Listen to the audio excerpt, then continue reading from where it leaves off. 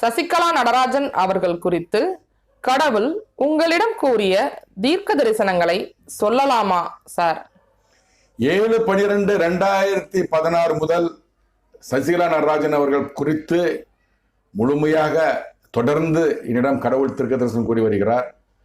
அவை எல்லாவற்றையும் உங்களிடம் நான் பேசுகிறேன். இதுநாள் வரை 7/12/2016 சொன்ன தீர்க்க தரிசனத்தை இதுநாள் வரை கூறாமல் இப்பொழுது 7வது மாதம் 2021 ஏன் கூறுகிறீர்கள் என்று நீங்கள் கேட்கலாம். நான் அப்பொழுது சிறையில் இருந்தேன், அதனால் என்னால் பேச இயலவில்லை. இப்பொழுது பொது மன்னிப்பில் வெளியே வந்திருக்கிறேன், அதனால் தான் பேசுகிறேன்.